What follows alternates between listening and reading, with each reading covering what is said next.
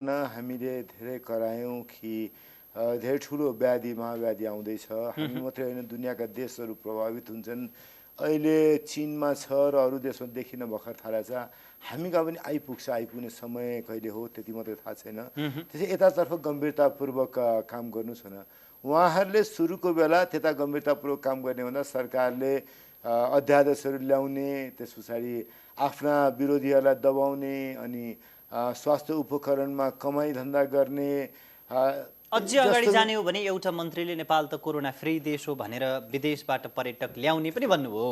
हाँसउठ्दो कुरा मैले त त्यो बेला भने कि त्यो सुन्ने बित्तिकै मेरो बेला बेलामा कुरा भइराखिने यो संसद बनेदेखि सत्तारूढ पार्टी र हाम्रो बिचमा केही कुराको कठिनाइ आयो, केही सन्देश एकअर्कालाई भन्नुपर्ने भने मैले कुरा गर्ने सुभाष नेमाङजीलाई हो। सुभाष नेमाङजीलाई भने के गर्न थाल्नु अथवा चाइनिज भाषामा नेपाल चाहिँ कोरोना फ्री देश हो भनेर कमर्सियल बनाउनलाई हिँड्या भनेर मलाई भन्नुभयो। पर्यटन मन्त्रीले आज फाइनल गर्दैछ भने यो के गर्न थाल्नुभयो? कहाँबाट ल्याउनुहुन्छ मान्छे? कोरोना फ्री छ छैन कसरी भन्नुहुन्छ? अनि ल्याएका मान्छेलाई तपाईँले के क्वारेन्टिनमा राख्नुहुन्छ कि पर्यटक बनाएर घुमाउनुहुन्छ? यो त लाजमर्दो भयो, तपाईँहरूको ध्यान गइरहेको छैन भने मैले पछि त्यो चिज रोकियो, त्यो कमर्सियल गएन भन्नुभयो उहाँले। त्यो खुसी लाग्यो। तर उहाँहरू कल्पना गरिरहनु भएको थिएन। त्यसैले उहाँहरू मैले भने नि फेरि फिर्ता आउँदाखेरि सत्ताको राजनीति, अलिकति पेल्ने राजनीति, आफ्नो दलमा पनि पेल्ने राजनीति, कमाउ धन्दाको राजनीति गर्न थाल्नुभयो। हामीले भन्यौँ हामीभन्दा अझै वास्तवमा चर्को स्वरमा सञ्चार जगतले भन्यो। सञ्चार जगत भने आम रूपमा नागरिक जब स्वास्थ्य उपकरणमाथि सरकारले खेलवाड गरेर कमाउने धन्दा बनाउन थाल्यो, जब सरकारले अध्यादेशहरू जारी गरेर नेपालको लोकतान्त्रिक व्यवस्थालाई अझ सङ्कुचित गर्ने प्रयत्न गर्यो, आम नागरिक उभियो र हुँदाहुँदा उहाँकै पार्टीका मानिसहरू समेत पनि यो गलत भयो भन्नेमा उभिएपछि उहाँहरू फिर्ता गर्नलाई बाध्य हुनुभयो। अध्यादेश फिर्ता गर्नुभयो। उहाँले के अरे स्वास्थ्य उपकरणको ठेक्का के अरे अगाडि मुखौटा नेपाली सेनालाई बनाएर अर्को तरिकाले लिने बाटोमा लाग्नुभयो। अब यो कुन बेला हो भने मार्चको बेलामा हो। मार्चको अलि पछाडि अप्रिलको 15तिर विश्व स्वास्थ्य सङ्गठन नेपालमा 1500देखि 10,000 मानिसलाई कोरोनाको सङ्क्रमण हुन्छ भनेर भन्यो। त्यतिखेर हामी वास्तवमा भन्यो भने कसैले पनि 1500 पुग्छ भन्ने कुरा पत्याउने खालको थिएन। तर मैले त पटक पटक धेरै नेताहरूलाई भनेको थिएँ अलि होस पुर्याउनुहोस् है, यो फैलिँदाखेरि कस्तो छ भने यो रोग नै थाहा नपाइकन सल्किन्छ। 30% मानिसलाई रोग लागेको थाहै लक्षणै नपाइकन आउँछ जान्छ, अनि अर्को 50%लाई सामान्य रुगाखोकीबाट जान्छ, बाँकी 20%लाई मात्रै देखिने हो। त्यसैले राम्रोसँग परीक्षण नगर्न सक्दाखेरि झन्झन यो फैलिएर जान्छ भनेर भने उहाँहरूले खासै पत्याउनु भएन। आम नागरिकले चाहिँ सरकारले भनेअनुसार लकडाउनमा त बस्यो, तर खासै पत्या चाहिँ गरेको थिएन, लकडाउनमा बस्यो। अब म यसमा अलिकति व्याख्या गर्न बाँकी छ। आजको दिनमा 3 महिना लकडाउन गरिसकेपछि जस्तो यस्तो खालको कर्भ हुन्छ कोरोनाको। 3 महिना लकडाउन गर्ने भनेको यो कर्भलाई यता धकेल्ने अनि यो कर्भलाई यसरी तन्काउँदाखेरि एकैपल्ट थुप्रो मान्छे इन्फेक्टेड पनि नहुने र यो इन्फेक्सनको क्रम पनि अलि ढिलो सुरु हुने। किन ढिलो सुरु गराउने? त्यो 3 महिना सरकारले तयारी गर्न सक्छ, जुन तयारी हाम्रो थिएन भन्दाखेरि देशभित्रको सङ्क्रमित मानिसका लागि तयारी गर्ने, देशभित्र सङ्क्रमण फैलिन नदिने तयारी गर्ने, बाहिरबाट आउने मान्छेलाई के सुरक्षित राख्ने, क्वारेन्टिनमा राख्ने, अनि रोग छैन फैलाउने चरणमा छैनन् भने चाहिँ अनि आम जनताको बिचमा समाजमा हिँडडुल गर्न सक्ने बनाउने र जहाँ सङ्क्रमण छ त्यसलाई तिनीहरू रोकेर राख्ने र जहाँ सङ्क्रमण छैन त्यहाँ अर्थतन्त्रलाई तङ्ग्राउनका लागि काम गर्ने भन्ने यो तयारी सरकारले गर्दै गरेन। सरकारले कोरोना भने त खालि आउँछ भनेर एउटा गफ हाँकेर हामीले हाम्रो सत्तामाको पकडलाई अझ बलियो बनाउने बाहेक समय हो भनेर एउटा अवसर आयो सत्तामाथिको आफ्नो पकडलाई बलियो बनाउने भन्ने रूपमा सरकारले प्रयोग गर्यो। त्यसको दुःखद परिणाम के छ? आज 10,000 होइन, आज 10,000 20,000 पुग्न थाल्यो। कतिको सङ्ख्यामा पुग्छ अहिलेसम्म भन्न सक्ने अवस्था छैन। आज दुनियाँमा सबैभन्दा अमेरिकाको दक्षिणी भूभाग, फ्लोरिडा, टेक्सस र क्यालिफोर्नियाको भूभाग, एरिजोना हुँदै यहाँसम्मको भूभाग र ल्याटिन अमेरिका भूभाग सबभन्दा अपटिकमा छ माथि, अनि त्यस पछाडि दक्षिण एसिया अपटिकमा छ। एक्सपोनेन्सियल वृद्धि हुँदै गरेको। वृद्धि मात्रै होइन कि कोरोना वृद्धि हुने दर पनि अझ वृद्धि भएर गयो। जुन समस्याबाट हामी अझै पनि प्रताडित बनिरहेका छौँ र सरकारमाथि ठुलो स्वरमा आवाज पनि यिनै विषयमाथि उठेको छ। तर मेरो मूल प्रश्न के भने यसका बावजुद पनि सरकार परिवर्तन हुनुपर्छ अथवा प्रधानमन्त्री केपी शर्मा ओलीले प्रधानमन्त्री पदबाट र पार्टी अध्यक्षबाट राजीनामा दिनुपर्छ भन्ने खालको जुन सत्तारूढ पार्टीभित्र जुन खालको किचोलो देखिया छ नि, त्यसलाई चाहिँ तपाईँहरूले प्रतिपक्षको नजरमा कसरी हेर्नुहुन्छ? यो सबै कुरा किन गरे भने उहाँहरूले म त्यही अन्तिम तपाईँलाई कुरा टुङ्ग्याउन थाल्दै थिएँ। तपाईँ प्रश्नको मूल उत्तर चाहिँ त्यही नै हुने थियो कि यस्तो कठिनाइको बेलामा सत्तारूढ दलको एउटा अंश सत्तामा आफ्नो पकड, पार्टीमा आफ्नो पकड अझ बलियो, कसैले हल्लाउन नसक्ने खालको हुने परिस्थिति निर्माण गर्न लाग्ने। अर्को चाहिँ साह्रै नै बढी भयो अब के अरे जुन आम रूपमा निराशा छ सरकारका प्रति, त्यो निराशालाई प्रयोग गरेर पार्टीभित्रको सत्ता परिवर्तन गरौँ भनेर लाग्नु भएको छ। मलाई योभन्दा नेपाली जनताको विवेकको अपमान, मैले यो पदावली धेरै प्रयोग गर्ने गर्छु। उहाँहरूले विवेकको अपमान गरिराख्नु भएको छ। जनताले त उहाँलाई मत दिया हो नि। एउटा एकछिन म तपाईँलाई रोकेर भन्न चाहन्छु कि 2.5 वर्ष अगाडि निर्वाचन हुँदाखेरि जनताले केपी शर्मा ओलीलाई पत्याएर यो मानिसले नेपालको आत्मसम्मानका लागि उभियो, यो मान्छेको विकासको के लागि केही भिजन छ, त्यो दृष्टिका आधारबाट नेपाल समृद्ध बन्न सक्छ, त्यो दृष्टिका आधारबाट नेपालीहरू सुखी हुन सक्छन् भनेर उहाँलाई मत दियो, हामीलाई विपक्षमा पठायो। त्यो जनतालाई उनका लागि काम गर्ने, समृद्धिको यात्रामा अगाडि बढाउने सट्टा उहाँहरू सत्ताको पकडलाई अझ बलियो बनाएर एउटा अधिनायकवादी चरित्र देखाइराख्नु भएको छ। अर्को टोली चाहिँ कसरी यो जनतामा भएको निराशालाई उपयोग गरेर अनि आफ्नै पार्टीको सत्तामा बसेको प्रधानमन्त्रीको फ्याक्सनलाई कसरी के अरे परास्त गर्न सकिन्छ भन्दाखेरि यो दुईटै हिजो जनताले पत्याएर मत दिएका मानिसहरूले जनताको हिजो उहाँको मतदाताको विवेकको अपमान गर्नुभएको छ। उनको कोरोनाको सङ्क्रमणबाट जुन घाउ लागेको छ त्यो घाउमा नुनचुक थप्ने काम गर्नुहोस्। दिस अङ्ग्रेजीमा भन्दाखेरि एडिङ इन्सल्ट टु इन्जुरी। जनता इन्ज्योर्ड त छँदैछ, हार्म वेमा छ जनता, अनि त्यसलाई अपमानित गर्दै हुनुहुन्छ। एडिङ इन्सल्ट, अपमान थप्दै हुनुहुन्छ इन्ज्योर्ड मान्छेलाई। भने योभन्दा दुःख लाग्दो कुरा, योभन्दा दुःख लाग्दो प्रदर्शन एउटा लोकतान्त्रिक सरकारको योभन्दा दुःख लाग्दो, योभन्दा उद्वेग लाग्दो, योभन्दा दुःख लाग्दो विषय निन्दनीय काम केही पनि हुन सक्दैन। अब नेकपा फुटको सङ्घारमा छ भन्ने चर्चा छन्। प्रधानमन्त्रीले पनि मन्त्रीहरूलाई बोलाएर तपाईँ कुन कित्तामा भन्ने खालको सवाल जवाफ भइसकेको खबरहरू पनि बाहिरिसकेको सन्दर्भमा नेपाली कङ्ग्रेसभित्र पनि टुट र फुटको इतिहास छ। तपाईँहरू पनि 2058 सालमा फुट्नुभयो। आफ्नो फुटेको अनुभव बोकेर नेकपालाई दिने केही सुझाव छ? मैले पहिले त तपाईँलाई एउटा मेरो सोच्ने तरिकामा तपाईँलाई स्पष्ट अगाडि राख्नु कृपया। मलाई नेपाल कम्युनिस्ट पार्टी बिग्रिन्छ भन्ने त चिन्ता हुने कुरा भएन नि त। मलाई त्यो चिन्ता होइन। तर आज मुलुक कोभिडको सङ्क्रमण छ, जनता आत्या छ, जनता निराश छ, अर्थतन्त्र निकै नराम्रोसँग ओह्रालो लागेको छ। अर्थतन्त्र शिथिल थियो, 6 महिनाको देशको हरेक परिस्थिति बिग्रेको छ। 6 महिनाकै अर्थतन्त्रको के आर्थिक उहाँले गरेको समीक्षा छ अर्थमन्त्रीले, त्यसैबाट अर्थतन्त्र शिथिल त प्रष्ट थियो। अहिले यतातिर आएर अर्थतन्त्र ओह्रालो लागेको छ। हाम्रो कुल ग्राहस्थ उत्पादन झन्डै 1 देखि 2% सङ्कुचित हुन्छ। हाम्रो खर्चयोग्य आम्दानी चाहिँ बाहिरको विप्रेसनको आम्दानीमा अर्को 5% सङ्कुचन आउँदाखेरि 6 देखि 7% हाम्रो खर्च गर्न योग्य सक्ने आम्दानी घट्दै छ। यस्तो अवस्थामा जनता दुःखले मर्या बेलामा उहाँहरूको यो लडाइँ झगडा, टुट फुट, गाली गलोज, देशीलाई विदेशीलाई परदेशीलाई सबैलाई गाली गर्ने जुन ढङ्ग गर्नुभएको छ त्यसले जनताले धेरै दुःख पाउने भयो। कोरोनाको सङ्क्रमण अनियन्त्रित रूपमा फैलिने भयो, देशले असाध्यै ठुलो महाव्याधि बिहोर्नु पर्यो भन्ने कारणले मलाई चिन्ता हो। र त्यसैले उहाँहरू यति यो विषयमा अलिकति होसियार बनिदिनुहोस्, अलिकति सचेत बनिदिनुहोस् भन्ने हामी उहाँहरूलाई आग्रह गरिरहेका छौँ। दोस्रो विषय उहाँहरूलाई के भनिरहेको छ भने एउटा विषयमा उहाँहरू हामी एक ठाउँमा जोडिया छौँ। नेपालको 4 पुस्ताले 75 वर्ष झन्डै सङ्घर्षमा पहिलो पुस्ताबाट सुरु गरेको, जुन पुस्ताले सुरु गर्यो त्यसको चौथो पुस्ता आज किनखेरि नेपालको राजनीतिमा चाहिँ अहिले एनफ इज एनफ, अति भयो भनेर सडकमा उभिने भन्दा 3 पुस्ता माथिको मान्छेले नेपालमा लोकतन्त्रका लागि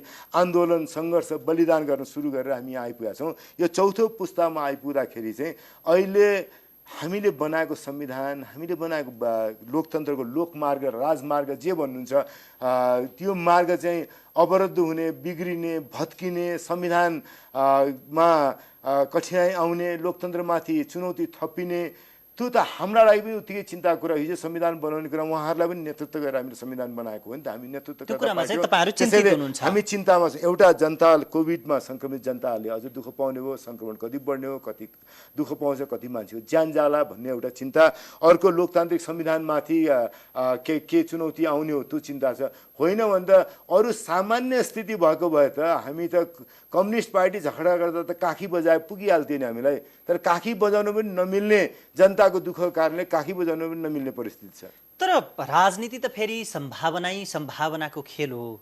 जति बेला टुट र फुट हुन्छ त्यति बेला नै सम्भावना हुन्छ र त्यति बेलै खेल्नुपर्छ भन्ने खालको मानसिकता पनि हुन्छ। यो बेकार कुरा हेर्नुहोस्, किनकि उहाँहरू कम्युनिस्ट पार्टीमा एउटाले अर्कोलाई कम्प्रोमाइज गर्न, म हेर्नुहोस् म अलिकति तपाईँको प्रश्न अगाडिदेखि आइरहेको छ, जुन मूल प्रश्नकै रूपमा तपाईँले आज प्रस्तुत गर्न खोज्नु भएको छ त्यसको जवाफ नै दिन लागिहाल्यो। तपाईँले के सोध्नुहुन्छ भने सोध्नुहोस् र म जवाफ दिन्छु। मेरो प्रश्न यसैमा के भने असार 17 गते प्रधानमन्त्री केपी शर्मा ओलीलाई भेट्न बालुवाटार तपाईँका पार्टी सभापति शेरबहादुर देउवा पुग्नु भयो रे र त्यसमा गोप्य छलफल भए भन्ने कुरा बाहिर आइरहेको छ। त्यो त सम्भावनाको खेल नभए फेरि त्यहाँ के भयो? अब अलिकति लामै उत्तर दिउँ है त। पहिले तपाईँलाई पछिल्लो पार्टको उत्तर दिउँ। त्यो पार्ट चाहिँ बढी एकदम व्यावहारिक कुरा पनि र सैद्धान्तिक कुरा पनि, दार्शनिक कुरा पनि गर्दाखेरि सत्ता र प्रतिपक्ष मिलेर सत्ता बन्दैन एक।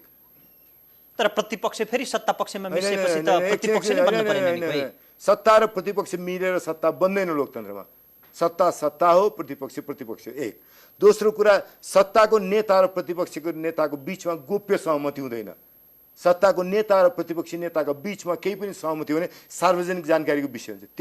त्यसो भए त्यति बेला के विषयमा छलफल भएको थियो त? म भन्दैछु त। तेस्रो कुरा, दुईटा राजनीतिक दलका बीचमा सहमति सार्वजनिक जानकारीमा जाने विषय हो। दुईटा दलका बीचमा भएको सहमति कुनै कोठामा लुकाएर गरिने सहमति होइन। अनि त्यसमाथि नेपाली काङ्ग्रेस जस्तो लोकतान्त्रिक दल, लामो लोकतान्त्रिक इतिहास भएको पार्टीले आजसम्म एउटा पनि गोप्य सहमति गरेर देखाउनुहोस्। हामीले एउटा पनि गोप्य सहमति जस्तो गरेका छैनौँ। अब यो तीनटा मैले सैद्धान्तिक, व्यावहारिक, दार्शनिक पक्षको कुरा गरेँ।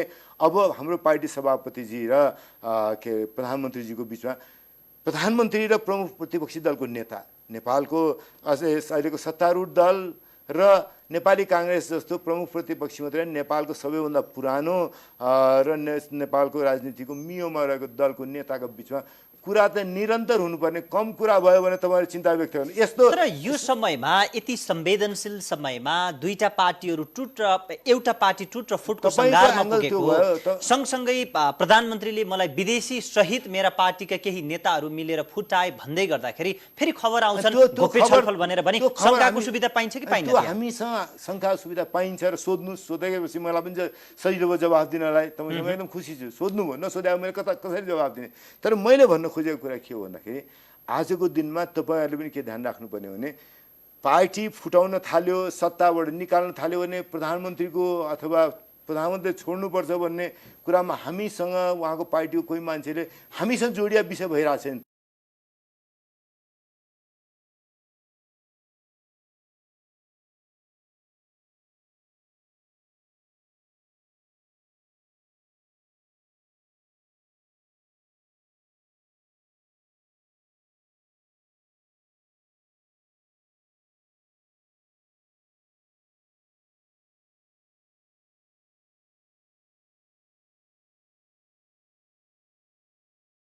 काङ्ग्रेसको सभापति र प्रधानमन्त्रीको बिचमा भेटघाट हुँदाखेरि अचम्म मान्नुपर्ने कुरै भएन।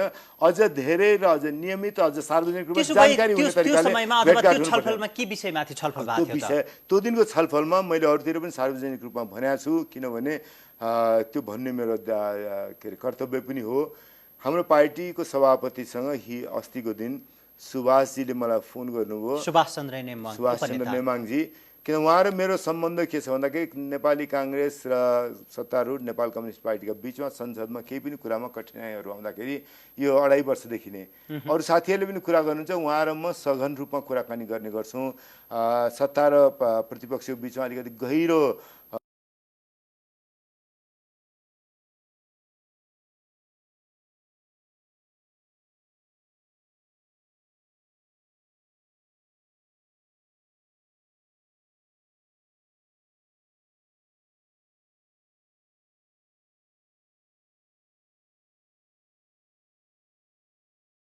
संविधान इत्यादि कुरामा सहमति छ, तर त्यसलाई कसरी अगाडि लिएर जानेमा उहाँ सत्ता हुनु, हामी प्रतिपक्ष हुन्। त्यसपछि उहाँहरू मेरो 2.5 वर्षदेखि नै बसेको चलन छ। पहिले कहिले कसैले बेला बेला समाचार बनाउन त आनन्द हुन्छ, के अरे मिनेन्द्र रिजाल र सुभाष नेमाङ भएर कृष्णबहादुर महरालाई हटाउन थाल्यो भने पनि कसैले लेखिदियो, लेख्नलाई केही भएन भने यस्ता समाचारहरू आइरहेको छन्। त्यसका बारेमा मेरो चिन्ताको कुरा भएन, मैले खासै त्यता ध्यान पनि दिनँ।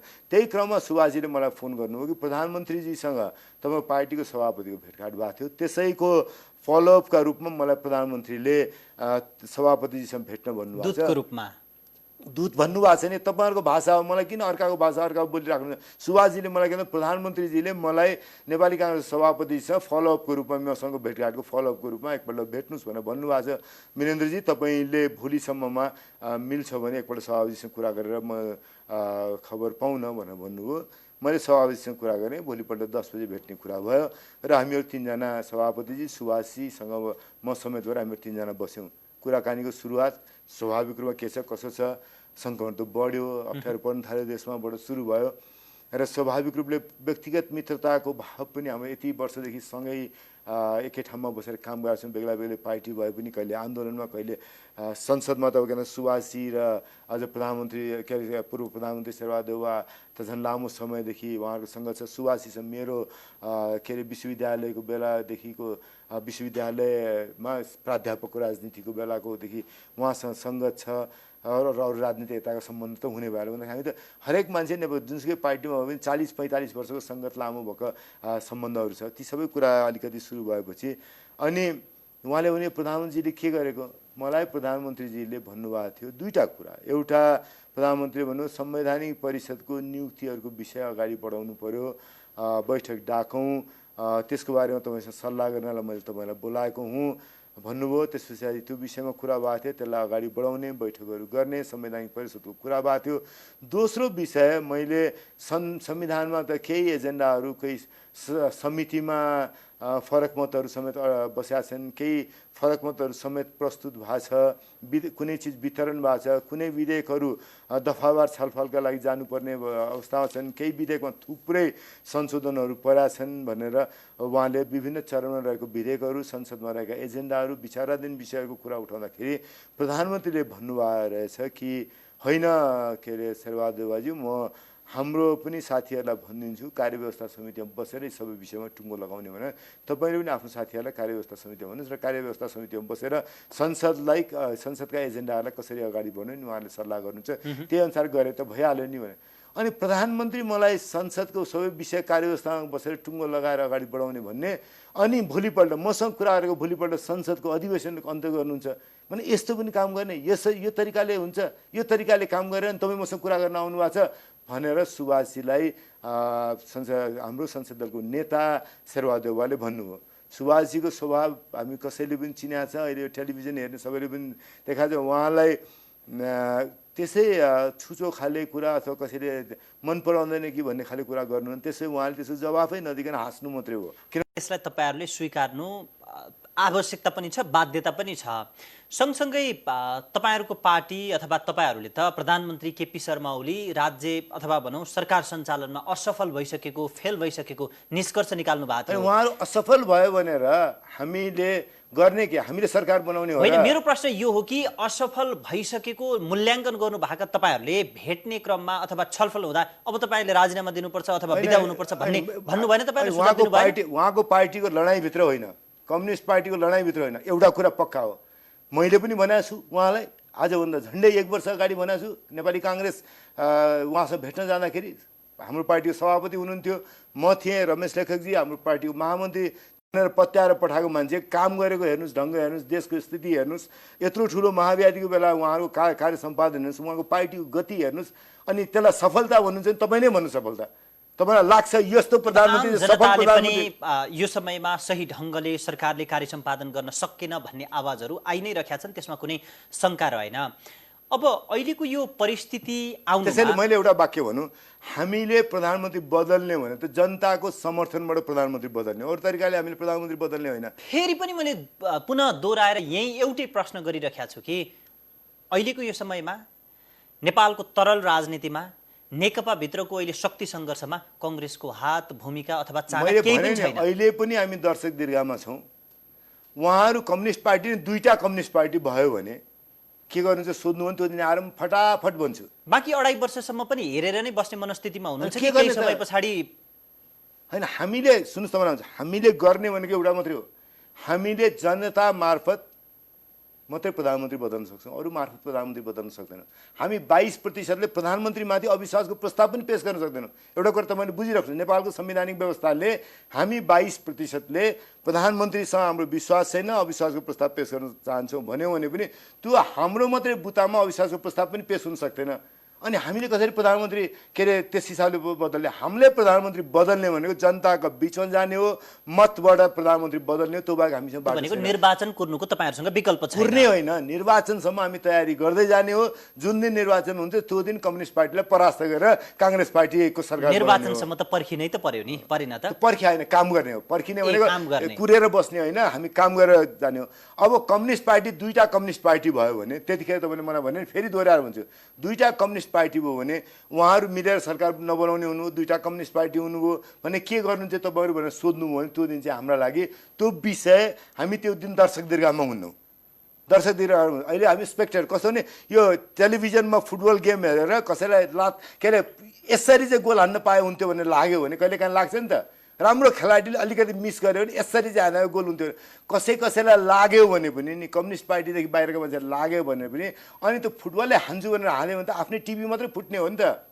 त्यसो भए गोल त हुँदैन नि त। त्यसैले हामीले हानेर गोल हुँदैन। अहिलेको परिस्थितिमा संविधानको आँखाबाट हेर्ने हो अथवा व्यावहारिक आँखाबाट हेर्ने हो भने पनि त्यो सम्भावना र त्यो चाहना तपाईँहरूसँग छैन भन्दा भन्दै पनि यदि नेकपाभित्र फुटको अवस्था आयो भने तपाईँहरूको के हुन्छ त? फुट आउँछ भने मलाई अहिलेसम्म विश्वास लाग्छ। यदि आयो भने होइन, म मान्दैन। पार्टीभित्रकै नेताहरूले चाहिँ त्यो अवस्थामा हामी पुगिसकेका छौँ भन्ने स्वीकारेका छन् नि त। आज होइन, आज भन्दा म के अरे 41-42 वर्ष अगाडि मेरो नेता बिपी कोइरालाले बोलेको भाषण सुनेको थिएँ। यसो भयो भने के गर्नुहुन्छ, यसो भयो भने के गर्नुहुन्छ। म 3 बसेर उभिएर सुन्दाखेरि उहाँले भन्दाखेरि छोरा जन्मिने हो कि छोरी जन्मिने हो थाहा नपाइकन कन्दनी बाट्ने भनेर एउटा भन्नुभएको थियो। अहिले पनि तपाईँले हेर्नुभयो भने कन्दनी बाट्ने बेला काङ्ग्रेसले कन्दनी बाट्नु भनेको मूर्खता हो। त्यसैले काङ्ग्रेसले आजको दिनमा यति बुझ्नुपर्छ कि यो कम्युनिस्ट पार्टीको आन्तरिक द्वन्द्व हो। यस्तो आन्तरिक द्वन्द्वको अवस्था हाम्रो पार्टीमा झन्डै 12 वर्ष यस्तो अवस्था रह्यो। 12 वर्ष रहेपछि हामी एकपल्ट फुट्यौँ, तर के निकै समय नबिताइकन फेरि हामी जोड्यौँ होइन। त्यसैले यो एउटा पार्टीभित्रको सत्ताको सङ्घर्ष त्यो पनि अरू कसैले चुनौती दिन नसक्ने बेला त्यतिखेर हामीले चुनौती दिन सक्ने थिएन। पहिलो संसदमा हाम्रो के भन्दाखेरि 112-13 थियो। तेस्रो संसदमा पनि हाम्रो 112-13 थियो। पछि गएर 14-15 पनि पुग्यो। के अरे पहिलो र तेस्रो संसदमा हामी कसैलाई पनि हामी काङ्ग्रेसलाई कसैले चुनौती दिन सक्दैन थियो। बलियो हुनुहुन्थ्यो। भयो के भन्दा हाम्रो आन्तरिक द्वन्द्व बढ्दा पहिलो संसद हामीले नै विघटन गरेर फ्रेस इलेक्सन कल गऱ्यौँ। हामी सेकेन्ड लार्जेस्ट पार्टी बन्यौँ। तेस्रो संसदमा हामीले 3 जना प्रधानमन्त्री बनायौँ। कृष्णप्रसाद भट्टराई प्रधानमन्त्री भनेर चुनावमा गयौँ। त्यसपछि गिरिजाप्रसाद कोइराला प्रधानमन्त्री बन्नुभयो। उहाँलाई हटाएर शेरबहादेउवा प्रधानमन्त्री बनायौँ। 3टा प्रधानमन्त्री हामीले बनायौँ। त्यतिखेर कोही चुनौती नहुँदाखेरि हामी जसरी हाम्रो पार्टीभित्र लडाइँ गर्थ्यौँ नि, आफ्नैभित्र चुनौती रह्यो होइन। त्यसैले मैले देखाएको छु के भन्दाखेरि यो अहिले उहाँहरूलाई चुनौती कोही बाहिर छैन। बाहिर चुनौती नभएला उहाँहरू मजाले लड्नुहुन्छ क्या। जति लडे पनि हामी यहीँभित्र त लड्ने हो, अर्को ल्याएर त के गर्ने गर्छ र भनेर उहाँले ढुक्क साथ बाहिरको मान्छेले प्रभावित गर्न सक्दैन भनेर लड्नु भएको छ। त्यति पनि नबुझ्ने हाम्रो आफ्नै अनुभवबाट नबुझ्ने काङ्ग्रेस त मूर्ख काङ्ग्रेस हुन्छ। अब अर्को कुरा अर्को एउटा वैधानिक कुरा पनि एकछिन कल्पना गर्नुहोस्। कम्युनिस्ट पार्टी बाहेकका मान्छे सबै मिलेर प्रधानमन्त्रीलाई अविश्वासको प्रस्ताव पेश गर्ने हो भने हाम्रो अविश्वासको प्रस्ताव पेश गर्ने प्रावधान के छ भने वैकल्पिक प्रधानमन्त्रीको नाम प्रस्तुत गर्ने हो नि। त्यो वैकल्पिक प्रधानमन्त्रीको नाम प्रस्ताव गर्नलाई हामीले अविश्वासको प्रस्ताव पेश गर्यौँ भने अविश्वासको प्रस्ताव पास गर्न सक्ने हामीसँग तागत छैन। तर नेपाली जनताले यो प्रधानमन्त्रीले यो पार्टीले काम गर्न सकेन, दुःख दियो। कमसे जनताले बुझ्नु त पर्यो र जनतासँगै हामी छौँ भन्ने कुरा देखाउनलाई एउटा सन्देश सम्प्रेषित हुनु पर्यो भनेर सन्देशका लागि यो छलफल पुगोस्, जनताप्रतिको हाम्रो उत्तरदायित्व जिम्मेवारी पुरा गर्न सकौँ भनेर हामीले अविश्वासको प्रस्ताव पेश गर्ने भने पनि हामीले वैकल्पिक प्रधानमन्त्रीको नाम प्रस्तुत गर्नुपर्छ। वैकल्पिक प्रधानमन्त्री प्रधानमन्त्रीको नाम प्रस्तुत गर्दा हामीले कि त महन्त ठाकुर वैकल्पिक प्रधानमन्त्री भन्नु पर्यो कि महन्त ठाकुरहरूले शेरबहादेउवा वैकल्पिक प्रधानमन्त्री भन्नु पर्यो। हामीले अविश्वासको प्रस्ताव चाहिँ पेश गर्छौँ, हामीहरू विपक्षमा रहेका सबै दलले पेश गर्छौँ, कम्युनिस्ट पार्टीले काम गरे ठिक भएन, तर प्रधानमन्त्री आफैसँग बनाउने मत छैन, त्यसैले प्रधानमन्त्री चाहिँ ती कम्युनिस्ट पार्टीभित्रै छानी पाऊँ भने त अविश्वासको प्रस्ताव पेश गर्न सक्दैनौँ। त्यसैले हामीले हाम्रो संविधान बुझेर संविधान अनुसार काम गर्नुपर्छ।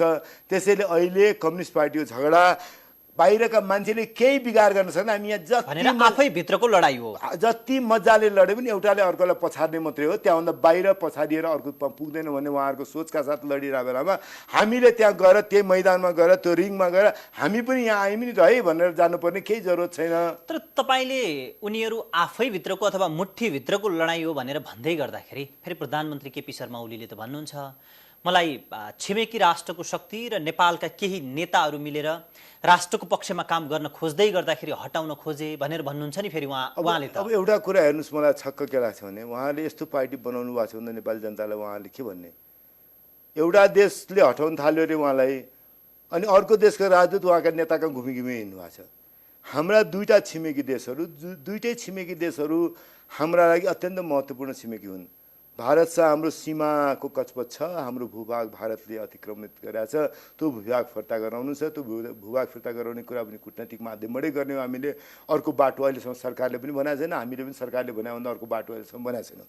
तर त्यो भारतसँग हाम्रो त्यो कठिनाइका बावजुद चीनले पनि पहिले त्यहाँ बाटो बनाउने कुराको लागि 2072 सालमा भारत र चीन मिलेर सम्झौता गर्दा हामीले दुवै पक्षलाई लेखेर पठाएकै हौँ। अहिले चीनले होइन कुनै पनि विषय द्विपक्षीय विषय चाहिँ एक पक्षले निर्णय गर्नु हुँदैन भन्ने एउटा अलिकति मोटो रूपमा एउटा खालको वक्तव्य दिएको छ। त्यो वक्तव्य चाहिँ त्यतिखेर भारत र चीनले त्यहाँबाट लिपुलेकबाट बनाउने बाटो बनाउने कुरा चाहिँ गल्ती गरेको थियो भन्ने भ्रमणमा गएको बेला भएको सम्झौताको कुरा गर्दै हुनुहुन्छ। परोक्ष रूपमा त्यो स्वीकार गरे हो कि भन्ने भान चाहिँ पर्छ। तर यी सबै चिजका बावजुद हामीले अब यहाँ भारत र चीनसँग हामी मिलेरै बस्ने हो नि त। झगडाका बावजुद जस्तो दाजुभाइमा झगडा पर्यो, साथीमा झगडा पर्यो भने तपाईँ मलाई कुनै साथीसँग चित्त बुझेन भने भयभरका सबै विषयमा कचपच हुने होइन। जस्तो मेरो काङ्ग्रेस पार्टीमा शेरबहादेउवा भन्नुहोस्, मैले एकदम फ्रेङ्कली कुरा गर्ने मान्छे हो म। शेरबहादेउवा समूहहरू त पार्टी हुन्छन्, उहाँको भन्दा म अर्को समूहबाट हिजो चुनाव लडेको रामचन्द्र पौडेल सभापति हुनुपर्छ भने उहाँलाई सभापति बनाउन हिँडेको, उहाँलाई बनाउन नसकेका मान्छे, त्यही राजनीति अहिले पनि छु। मलाई शेरबहादेउवाज्यूसँग मेरो असहमतिका विषय त पार्टीभित्रका विषय भयो, त्यस्तै उहाँहरूको ओलीजीसँग असहमतिको विषय पनि उहाँहरूको पार्टीभित्रको विषय भयो। उहाँहरूको र हाम्रो विषय भनेको सत्ता र प्रतिपक्षको विषय, हामी संविधान बनाउनलाई जोगाउने कुरामा, लोकतन्त्रलाई जोगाउने कुरालाई, खेलको नियमलाई राख्ने कुरामा, नेपाललाई कोरोनाको कहरमा धेरै फस्न नदिने, जनतालाई जोगाउने कुरा हामी एक ठाउँमा छौँ। तर आफ्नो पार्टीका आफ्ना ठाउँ आफ्ना सीमामा बसेर गर्छन्। त्यसैले उहाँहरूले आफ्नो पार्टीको झगडामा त्यही सीमा गर्नुपर्ने, त्यो सीमा पुरा गर्नु भएन। त्यस्तै हाम्रो मित्र राष्ट्रहरूसँग, छिमेकी राष्ट्रहरूसँग सम्बन्ध, भारतसँगको सम्बन्ध, चीनसँगको सम्बन्ध पनि हाम्रो जतासुकै हरेक विषयमा झगडा होइन। भारतसँग हाम्रो सीमा हाम्रो अतिक्रमण गरे भारतले, त्यति हो, त्यो झगडा हो। त्यो झगडालाई हामीले टुङ्ग्याउनु छ, भारतसँग बसेर कुरा गरेर आफ्नो प्रमाण पेश गरेर हाम्रो भूभाग तिमीले फिर्ता गर्नुपर्छ, यो प्रमाण चाहिँ हाम्रो तिम्रो प्रमाणको छ, ल्याउ देखाऊ, तिम्रो प्रमाण पनि हेर्न हामी तयार छौँ भनेर भारतसँग टुङ्ग्याउने हो। चीनसँग पनि हाम्रा केही कठिनाइहरू नरहनु भने दुईटै देशबाट हामी सकेसम्म फाइदा लिने हो भन्दा हामीले अहिले भारतलाई गाली गरेर यो मान्छे चाहिँ मेरो पार्टी हो, भारतवाला यो मान्छे चाहिँ, चीनवाला यो मान्छे चाहिँ, अमेरिकावाला यो मान्छे चाहिँ, रुसवाला भन्ने राजनीति गर्न थाल्ने भने उहाँले आफ्नो पार्टीको अनुहार चाहिँ कस्तो बनाउनु भयो। त्यसैले बाहिरका मान्छे आएर धुलो उडाउँदै उहाँको पार्टीमा अर्को देशका मान्छे आएर एउटा नेतालाई यसो गर भन्ने, अर्को नेतालाई त्यसो गर भन्ने खालको पार्टी बनाउनु भएको छ भने त त्यो त लाजमर्दो भयो। त्यस्तो पार्टीले त सत्ता सञ्चालन गर्ने नैतिक आधार पनि गुम्यो। सत्ता सञ्चालन गर्ने देशमा सत्ता सञ्चालन गर्ने नैतिक आधार गुमाउनुहुन्छ उहाँले। उहाँको पार्टी प्रधानमन्त्रीले भने जस्तै विदेशी राष्ट्रले धुलो उडाउँदै उहाँको पार्टीभित्र प्रधानमन्त्री बदल्ने खेल खेल्न सक्छन् र उहाँको पार्टीभित्र कोही प्रधानमन्त्रीलाई टिकाउन दौडिन सक्छन् भन्ने त ठिक भएन नि। म अहिले पनि भन्छु, तर यो सबै भनिकन भन्छु, उहाँहरूले जे भन्नुभयो पनि उहाँको भाषा बोल्दैन। म नेपाली काङ्ग्रेसको मान्छेको हैसियतमा म भारत र चीन दुईटै राष्ट्रसँग हाम्रो मित्रतापूर्ण सम्बन्ध हुनुपर्छ। भारतसँग केही कठिनाइ छ भने त्यसलाई कूटनैतिक तवरले हामीले समाधान गर्नुपर्छ।